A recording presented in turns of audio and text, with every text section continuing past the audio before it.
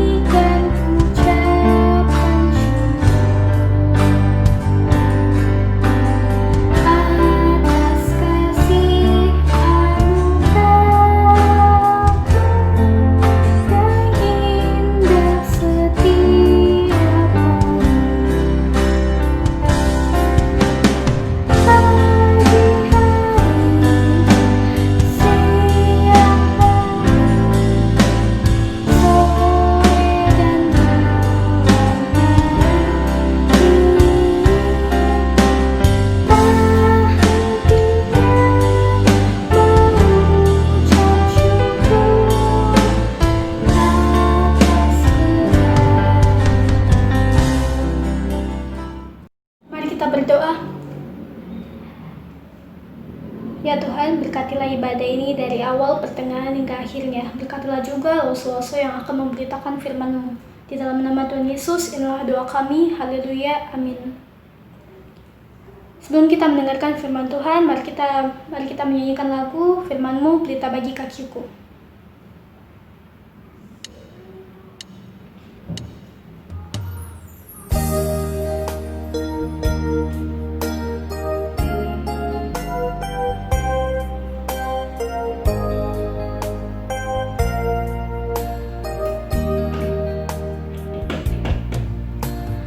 Firman-Mu, pelita bagi kakiku, terang bagi jalanku. Firman-Mu, pelita bagi kakiku, terang bagi jalanku.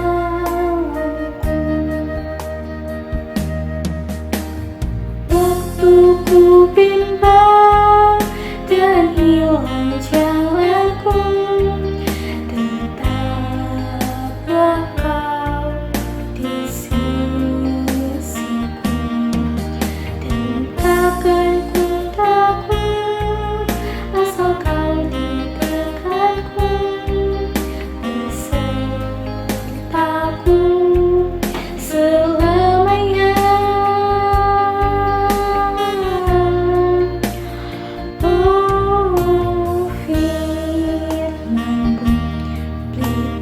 Bagi kakiku, terang bagi jalanku.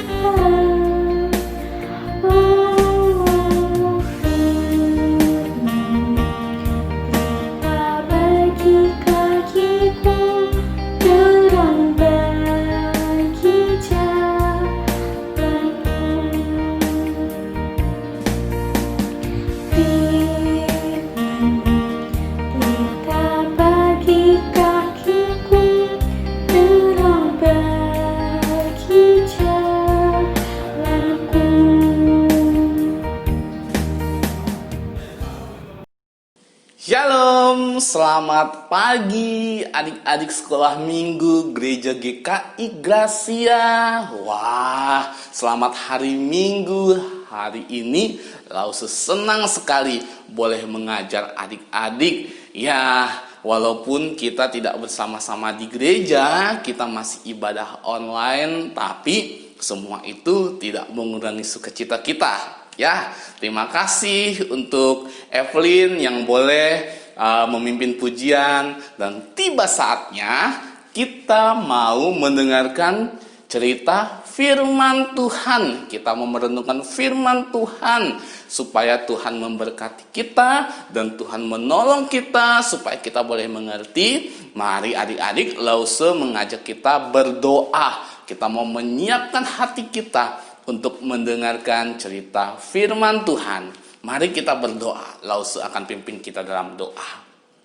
Tuhan Yesus, terima kasih banyak hari ini kami bersuka cita, kami boleh memuji Tuhan, dan tiba saatnya kami akan mendengarkan renungan firman Tuhan. Tuhan Yesus berkati kami ya, supaya kami boleh mengerti apa yang disampaikan oleh Lause Yosua. Terima kasih Tuhan, Kau berkati Lause Yosua, berikan hikmat supaya firman Tuhan boleh memberkati kami semua. Di dalam nama Yesus Kristus kami berdoa. Haleluya, amin. Nah, adik-adik, pada hari ini kita kelas gabungan. Jadi Lause akan memberikan cerita, menyampaikan cerita firman Tuhan untuk kita semua. Pada hari ini kita mau mendengarkan cerita firman Tuhan tentang seorang nabi yang dipilih oleh Tuhan. Nabinya ini namanya sangat terkenal, banyak orang yang mengenal dia. Kira-kira siapa ya namanya ya? Cluenya itu adalah dia memiliki seorang murid yang namanya hampir mirip dengan dia. Siapa ya kira-kira ya? Ayo, siapa ya? Ada yang tahu tidak? Terus nabi ini dia pernah dikejar-kejar, terus dia bersembunyi di dalam sebuah gua. Nah, dalam sebuah gua, kira-kira siapa ya namanya ya? Terus clue yang ketiga, nabi ini pernah diberi makan oleh Tuhan lewat burung gagak. Siapa ya burung gagak yang mengantarkan roti kepada dia? Ya, betul sekali. Namanya adalah, kita sebut sama-sama, 1, 2, 3. Nabi Elia. Nah, adik-adik, hari ini Lause akan bercerita tentang Nabi Elia. Nah, adik-adik yang terkasih dalam Tuhan Yesus Kristus, siapa yang kenal dengan Raja Daud? Pasti semuanya kenal, bukan? Daud yang pernah melawan Goliat dan akhirnya dia menang. Nah, pada saat Daud menjadi raja dan akhirnya Daud meninggal dunia karena di usianya yang sudah tua. Nah, ada beberapa orang raja yang menggantikan Daud yang memimpin bangsa Israel. Ada namanya itu Raja Salomo, yaitu anaknya sendiri. Setelah Raja Salomo ada namanya Raja Yerobeam, ya kan? Berikutnya lagi ada namanya Raja Nadab. Iya, setelah itu ada namanya Raja Baesa. Wah, baru ada namanya Raja Ela, baru ada namanya Raja Zimri, baru ada namanya Raja Tibni dan Raja Omri, ya, dan di akhirnya ada namanya Raja Ahab. Nah, ini dia, di Raja Ahab inilah kita akan memulai cerita dari Nabi Elia. Kenapa? Karena di Raja Ahab ini dia mempunyai seorang istri, ya kan? Raja Ahab ini dia punya sifat yang jahat, dan istrinya yaitu namanya itu Isabel, ya, Isabel. Ternyata adik-adik, Isabel ini dia tidak menyembah Tuhan. Dia tidak menyembah Tuhan. Dia menyembah kepada Baal. Apa itu Baal? Apa Baal ya? Baal itu adalah dewa ya, atau berhala di mana orang-orang tidak percaya kepada Tuhan, tetapi orang-orang menyembah kepada dewa lain. Orang-orang menyembah kepada berhala.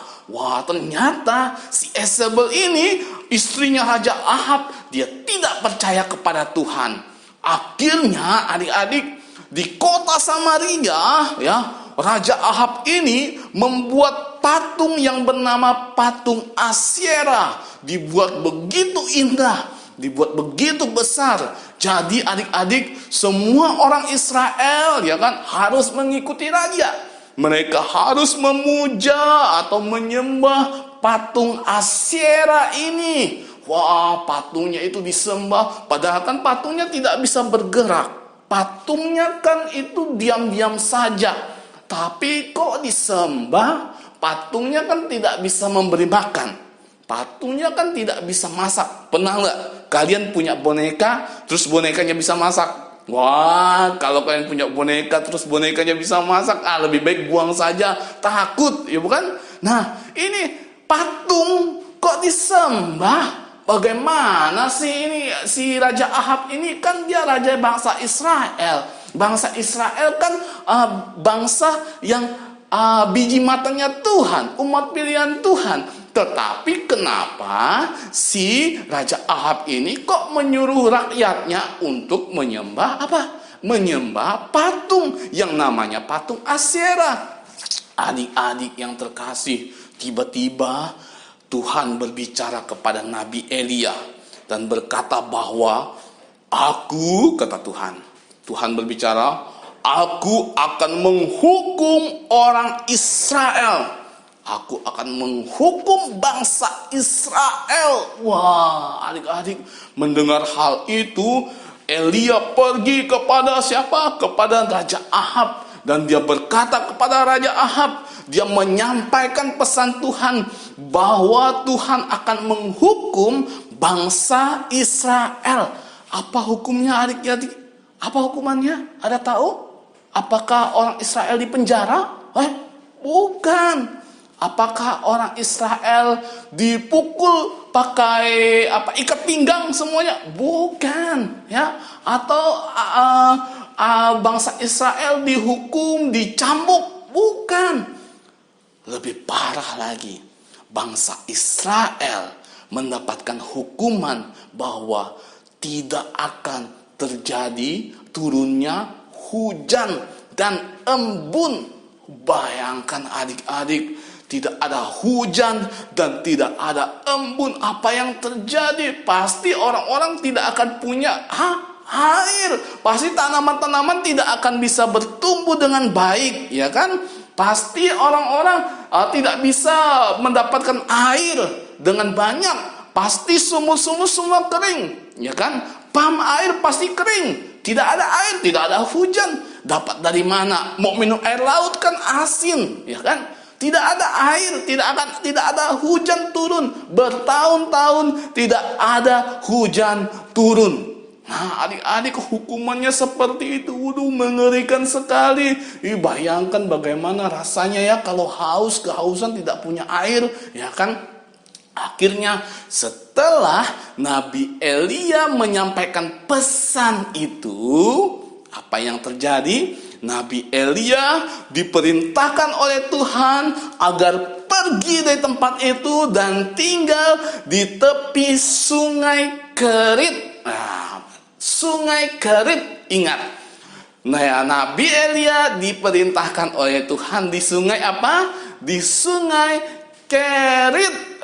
Nanti kalau ada pertanyaan, kalau kita pertemuan di gereja, nanti Lause akan kasih kuis. Ingat, di sungai apa Nabi Elia diperintahkan oleh Tuhan? Ya, di sungai Kerit. Nah, pada waktu itu apa yang terjadi? Karena tidak ada hujan, maka orang Israel tidak dapat minum dan mereka tidak bisa makan karena hasil tanaman mereka mati semua, binatang mereka juga mati, semuanya mati dan mereka kehausan. Wah, mereka menderita sekali, haus bagaimana ini ya, haus. Semuanya mengalami kehausan karena penderitaan yang luar biasa, hukuman yang daripada Tuhan. Tetapi apa yang terjadi dengan Nabi Elia? Karena Nabi Elia diperintahkan oleh Tuhan untuk pergi ke Sungai Kerit, ya. Nabi Elia menunggu janji Tuhan. Apa janji Tuhan di sana? Bahwa akan ada minuman dan makanan yang akan diberikan oleh Tuhan. Kepada siapa? Kepada Nabi Elia. Nah, adik-adik yang terkasih dalam Tuhan Yesus Kristus, waktu Nabi Elia menunggu kapan ya Tuhan ini mengirimkan, bagaimana ya caranya Tuhan kirimkan ya, apakah lewat poskah atau lewat Grab kah Tuhan kirimkan makanan, atau lewat lewat JNE kah, atau lewat apa ya, aduh bingung ini ya, gimana ya cara Tuhan kirimkan makanan ya. Pada waktu Elia menunggu pertolongan Tuhan, tiba-tiba ada burung gagak dengan membawa roti di paruhnya atau di patuknya. Burung-burung ini datang kepada Nabi Elia dan mereka menemui Nabi Elia dan mereka memberikan makanan, yaitu roti dan daging untuk Nabi Elia. Akhirnya adik-adik yang terkasih dalam Tuhan Yesus Kristus, Nabi Elia bisa makan. Dan karena itulah Nabi Elia mentaati firman Tuhan. Maka Tuhan menjaga dan memelihara Nabi Elia. Wah, sampai akhirnya Tuhan menyertai dan menolong dia. Dia bisa makan roti dan dia bisa makan daging dan dia bisa minum di Sungai Kerit itu. Dia tidak kehausan, dia tidak kelaparan, dan dia mengalami penyertaan dan pemeliharaan serta pertolongan daripada Tuhan. Nah, adik-adik yang terkasih dalam Tuhan Yesus Kristus, Lause mau bertanya kepada kita, siapa di antara kita yang mau sama seperti istrinya Raja Ahab itu? Namanya siapa tadi? Namanya adalah Isabel, yang tidak percaya kepada Tuhan, yang tidak mau menyembah Tuhan, yang tidak mau beribadah, yang pas jam sekolah minggu dia tidak mau sekolah minggu, pas jam Sabtu ceria dia tidak mau Sabtu ceria, maunya main-main sajalah, maunya keluar sajalah, keliling-keliling sajalah, ya kan, tidak mau beribadah. Atau sama seperti Isabel tadi yang tidak mau berdoa kepada Tuhan, ya kan, yang tidak mau baca Alkitab. Yang tidak suka baca Alkitab, wah pokoknya tidak mau melakukan hal-hal yang menyenangkan hati Tuhan. Adik-adik yang terkasih, seringkali kita sama seperti si Isabel ini. Kita tidak menyukakan hati Tuhan, hidup kita tidak menyenangkan hati Tuhan. Justru kita seringkali menyakiti hati Tuhan. Seringkali kita mengecewakan hati Tuhan. Wah, kasihan ya, bagaimana kok kita menjadi orang Kristen kok seperti itu sih adik-adik? Atau kita sama seperti Raja Ahab, yang hatinya jahat, yang hatinya tidak suka melakukan hal-hal yang baik, ya kan? Kita suka melakukan hal-hal yang tidak berkenan. Kita suka melakukan kejahatan dengan teman-teman kita, atau kita suka ganggu teman-teman kita. Kita suka nakal dengan teman-teman kita, ya kan? Nah, adik-adik yang terkasih dalam Tuhan Yesus Kristus, karena dosa kita tidak mentaati Tuhan. Karena dosa bangsa Israel, akhirnya mereka apa yang terjadi? Mereka kehausan, mereka mendapatkan penghukuman daripada Tuhan karena dosa. Apa itu? dosa. Karena dosalah mereka mendapatkan penghukuman daripada Tuhan.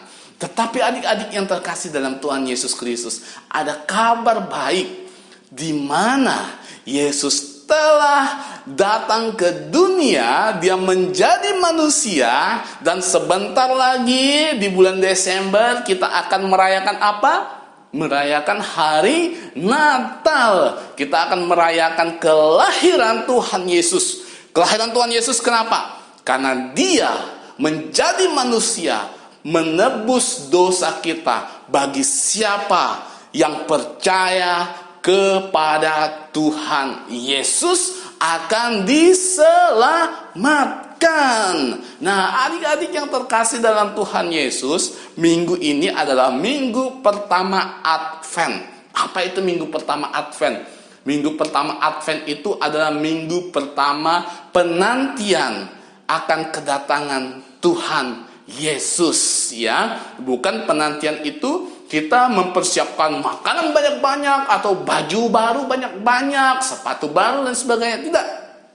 Tetapi penantian itu kita mempersiapkan hati kita untuk menyambut Tuhan Yesus masuk dalam hati kita dan menjadi bagian dalam hidup kita, memimpin hidup kita senantiasa, sehingga kita menjadi anak Tuhan yang menyukakan hati Tuhan Yesus. Sudahkah kita menjadi anak Tuhan? Nah, mari adik-adik yang terkasih dalam Tuhan Yesus Kristus, biarlah melalui cerita firman Tuhan pada hari ini kita dapat menjadi anak-anak Tuhan yang sungguh-sungguh mengasihi Tuhan, yang sungguh-sungguh hidup taat kepada Tuhan Yesus. Nah, adik-adik, pada hari ini kita mau membaca ayat firman Tuhan. Terdapat di dalam 1 Petrus pasal yang kelima ayat yang ketujuh. 1 Petrus pasal yang kelima ayat yang ketujuh, ya. Lalu saya akan bacakan bagi kita semua. Demikian firman Tuhan. Serahkanlah segala kekhawatiranmu kepadanya, sebab ia yang memelihara kamu. Sekali lagi, ya. 1 Petrus pasal yang kelima ayat yang ketujuh. Serahkanlah segala kekhawatiranmu kepadanya, sebab ia yang memelihara kamu. Sama seperti Nabi Elia tadi, walaupun dia takut atau dia khawatir, tapi dia menyerahkan semuanya kepada Tuhan. Oleh karena itu, dia menjadi tidak khawatir dan dia menjadi tidak takut karena Tuhan memelihara hidupnya, ya kan? Nah, demikian juga Tuhan akan memelihara hidup kita. Oleh karena itu, adik-adik yang terkasih dalam Tuhan Yesus Kristus, biarlah cerita firman Tuhan ini senantiasa boleh memberkati kita semua. Amin. 1 Petrus 5 ayat 7. Nah, adik-adik yang terkasih, saatnya kita mau berdoa. Hari ini kita mau mendoakan teman kita yang berulang tahun dalam minggu ini, dan ada juga Lausejen yang boleh berulang tahun. Kalau teman kita namanya Jonathan Hussein, ya, dan Lausejen yang berulang tahun. Lause akan pimpin kita dalam doa. Mari kita berdoa. Tuhan Yesus, terima kasih untuk kebenaran firman Tuhan, cerita firman Tuhan yang kami boleh renungkan bersama-sama pada hari ini. Kiranya Engkau memberkati Tuhan, berkati hidup kami, berkati hati kami, supaya kami boleh mengerti akan firman Tuhan dan melakukan firman Tuhan ini dalam hidup kami. Terima kasih Tuhan Yesus. Kami juga mau berdoa untuk teman kami, untuk Jonathan Hussein yang boleh berulang tahun, dan Lausejen juga yang berulang tahun. Tuhan Yesus, kiranya Engkau memberkati, Engkau memberikan kesehatan, berikan kekuatan, dan berkati kehidupan mereka, khususnya untuk Jonathan Hussein. Berkati dalam pendidikannya, dalam sekolahnya, masa depannya. Engkau senantiasa memberkati. Lausejen juga Tuhan, Kau berkati, berikan kesehatan, kekuatan, dan berkati di tengah-tengah keluarga dan pelayanan hamba-Mu. Terima kasih Tuhan Yesus, kiranya Engkau menolong memberkati adik-adik sekolah minggu semuanya melalui setiap puji-pujian dan firman Tuhan pada hari ini. dalam kehidupan kami. Terima kasih Bapa di sorga, kami mengakhiri ibadah sekolah minggu kami pada hari ini. Di dalam nama Yesus Kristus Tuhan dan Juru Selamat kami berdoa. Haleluya. Amin. Oke adik-adik, demikian firman Tuhan dan demikian juga ibadah kita sekolah minggu pada hari ini. Kiranya Tuhan Yesus memberkati kita semua. Sampai jumpa minggu depan. Dadah.